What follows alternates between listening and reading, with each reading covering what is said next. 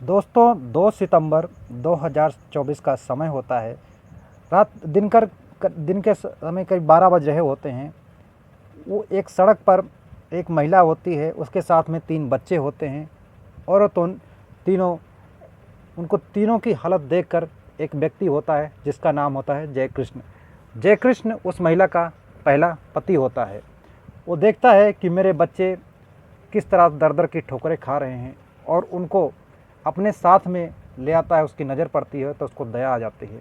उन तीनों बच्चों को और उस अपनी पहली पत्नी को घर ले आता है।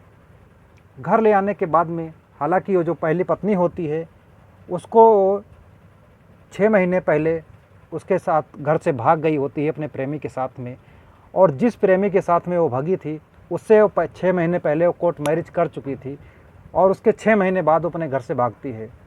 और घर से भागने के बाद में अपने तीनों बच्चों के साथ में जाकर उस प्रेमी के साथ में रहने लग जाती थी। लेकिन उस दिन उसका जो प्रेमी होता है उस महिला को इतना मारपीट करता है और मारपीट करके अपने घर से धक्के मारकर बाहर निकाल देता है। साथ में तीनों बच्चों के साथ मार पिटाई करता है और घर से बेघर कर देता है। अब वो महिला जाए तो जाए कहाँ, इस तरह से रोड पर दर दर की ठोकरें खा रही थी। तभी जो उसका पति होता है पहले वाला वो आ जाता है, उसको नज़र पड़ जाती है तो उसके साथ वो घर आती है। वो कहता है कि चलो जो कुछ हुआ उसको भूल जाओ, लेकिन आगे से ऐसी गलती मत करना, इस दुनिया में कोई किसी का नहीं होता है।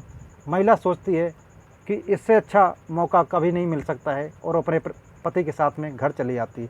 लेकिन जब ससुराल आती है उसके जो सास ससुर होते हैं, उसके देवर भाई सब भी होते हैं, वो उस महिला को रखने के लिए मना कर देते हैं और कहते हैं इसको इस घर में रखने की कोई ज़रूरत नहीं है, इस महिला की चाल चलन ठीक नहीं है, इसको कभी भी अपनी ज़िंदगी में दोबारा मत ले आओ।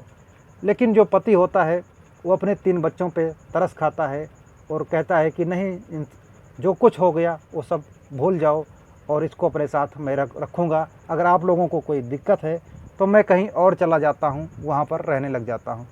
दोस्तों वो व्यक्ति जिसका नाम जयकृष्ण होता है वो अपना घर छोड़ देता है और घर से 5-6 किलोमीटर दूर जाकर वहाँ कमरा लेता है किराए पर और वहाँ पर रहने लग जाता है।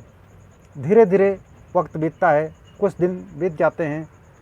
फिर वो अपने माता पिता से मिलने के लिए घर आता है। शाम का समय होता है, करीब 5 बजे घर पहुंचता है। 2 तारीख 2 सितंबर 2024 को अपने माता पिता के साथ मिलने जाता है। वहाँ बैठा चाय पानी कर रहा होता है। माँ बोलती है कि शाम का खाना खा के जाना घर पे। बेटा शाम बैठा ही था घर पे, तभी उसकी पत्नी जो होती है कई बार उसको लगातार फ़ोन करती है और कहती है कि शाम हो गई, रात हो गई, घर चले आओ। बार बार उसके फ़ोन करने के बाद वो खाना भी नहीं खाता है और वहाँ से वो चला जाता है। लेकिन अब वो घर नहीं पहुँचता है। घर ना पहुँचने के बाद घर वालों की चिंता बढ़ती जाती है और तभी उसकी जो पत्नी होती है उसको अपने सास ससुर को फ़ोन करती है कि मुझे एक सपना आया कि सपने में मैं देख रही हूँ कि जो जयकृष्ण हैं उसके हाथ पैर बंधे हुए हैं और उसके शरीर पर तेजाब डाला गया है और उसको नहर में फेंक दिया गया है। इतनी बात सुनकर घर वालों के होश उड़ जाते हैं और वो समझ जाते हैं कि हमारे बेटे के साथ में कुछ अनहोनी हो गई है। वो इसकी सूचना जो है पुलिस को देते हैं। अब पुलिस जो है गुमशुदगी की रिपोर्ट दर्ज करती है और उस पत्नी को गिरफ्तार कर लेती है और उससे पूछताछ करती है। और जब बताती है तो उसका जो पहले वाला प्रेमी होता है वो मिला होता है साथ में, और उसका एक और दोस्त होता है। दोनों रास्ते में उसको मिलकर बांध कर उसके चेहरे पर तेजाब डालकर नहर में फेंक देते हैं। उसके 3 बच्चे हैं छोटे छोटे और एक बेटी है। सबका रो रो के बुरा हाल है। तो दोस्तों इतनी बड़ी गलती करने के बाद में जो व्यक्ति होता है वो अपनी पत्नी को माफ़ कर देता है, लेकिन वो पत्नी उसके साथ में ऐसा कांड कर देती है कि जिससे पूरे परिवार की ज़िंदगी तबाह हो गई उसकी। अब खुद तो जेल में है लेकिन पीछे 3 बच्चों की ज़िंदगी बर्बाद करके वो जेल में चली गई। दोस्तों ऐसे लोगों का क्या कहना है इस समाज में, किस पर क्या भरोसा किया जाए कोई पता नहीं।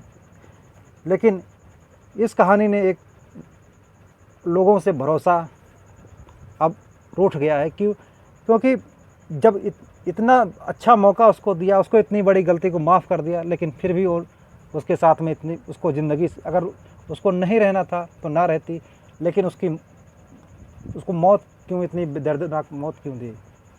दोस्तों उसको सज़ा तो मिलेगी, लेकिन अब साथ में ये 3 बच्चे की ज़िंदगी किस तरह से बर्बाद हो गई।